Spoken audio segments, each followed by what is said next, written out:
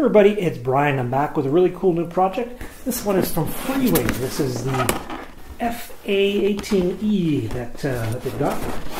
And I got this because, well, the top off here, I wanted something different. And this is a 90mm size fan, but it's a foamy. But the cool thing about it is it's got thrust vectoring. Now, I know what you're going to say. Just hold on for a minute. And I know that the F-18 does not have thrust vectoring. So what I'd like you to do is to think of this model not as a scale model, but as a sport model that looks like an F-18. And that's how I'm going to treat it. So I'm not going to be weathering this thing or anything. I'm going to be flying it as it is and just accepting that it looks really cool. So let's have a look and see what's inside the box. So first of all, let's start out. It comes with a manual, and looks like there's some carbon fiber spars in there. So we can go through that a little bit later when I'm putting it together. Now, just going to let you know, I got the kit version. There's also a plug-and-play version, which comes with the fan, motor, servos, and a speed controller. This comes without all that. So essentially, it's just the airframe. And it does come with a fan and no motor. But I'm actually going to put the CS-12, the Changesun 12 bladed fan in here. It's a combo for 6S from X-Flight. And I'll put the link down at the bottom there. So that's an inexpensive one that I've heard good things about, and I've wanted to try that fan for a while now.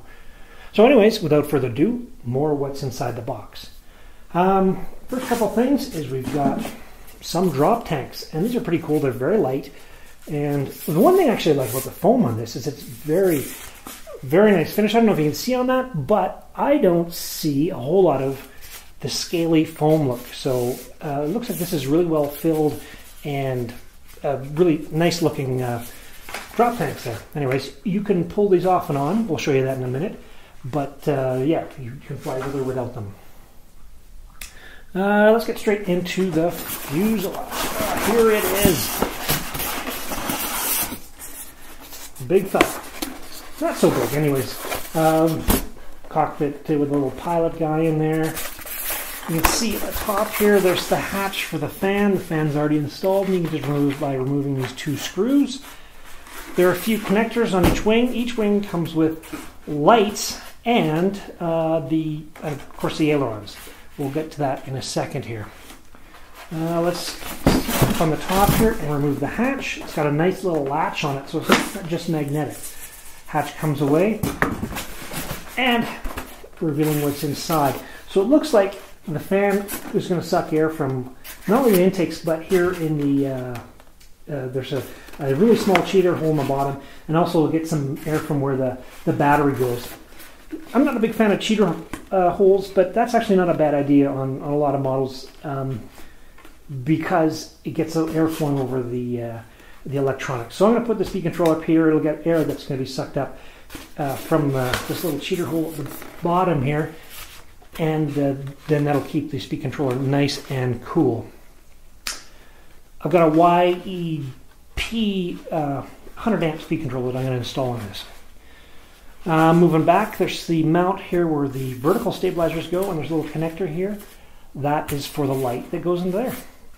Here at the back, here are the non-scale thrust vectoring, so you can use up, down, right, left, and then of course the roll as well.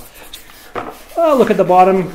At the back here, you can see where the servos mount to get the thrust vectoring working, and the servos for the horizontal stabilizer, and we'll get into those in just a minute.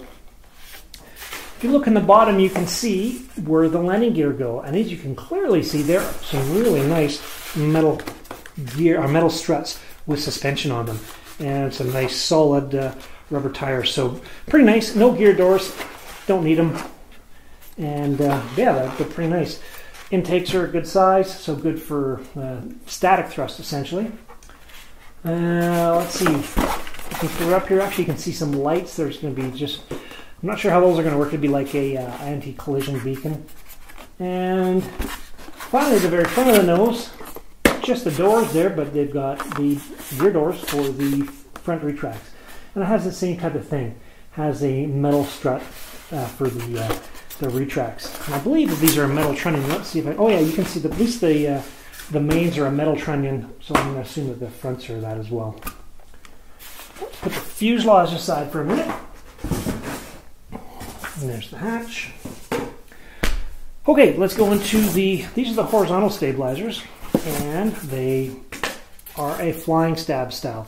And that's nice scale. I told you it's not a big scale thing, but I like the looks of the flying stabs.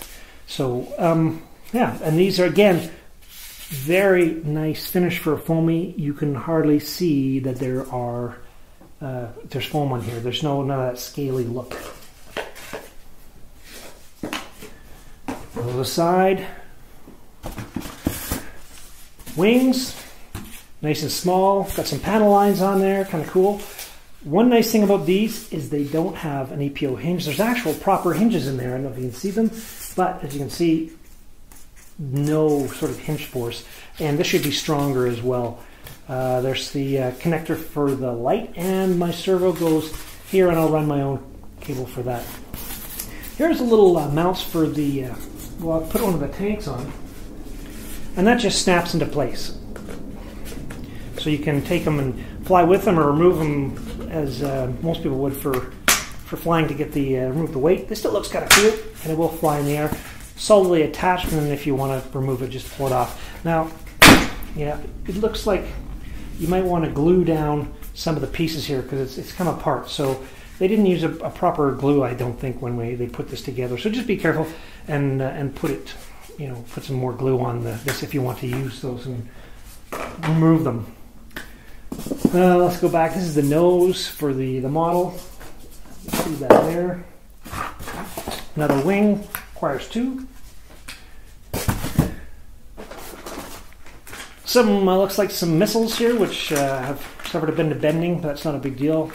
Looks like these are the tip ones. These are the side winders that get glued on, so that bend is not going to affect it at all. But nice scale touch. I will glue these on, and it makes it look good. And yeah, I don't think the added weight is going to be anything significant. Here's one of the vertical stabilizers. This just glues in place. There is no rudder. Now there's rudder control with the thrust vectoring, but whatever, there's no rudder here. You could modify it to use a proper rudder if you wanted to. Honestly, in most jets I find I very rarely use the rudder.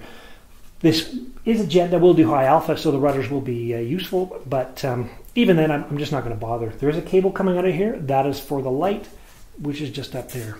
Kind of cool. Two of those.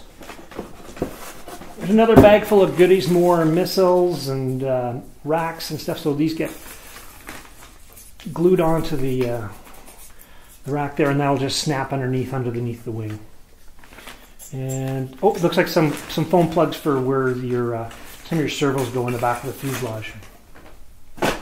What other kind of goodies we got here? Oh, here we go. Some extension cables for your servo, and some covers for the servos. It looks like these would be for the back, just to protect them from the ground, I guess.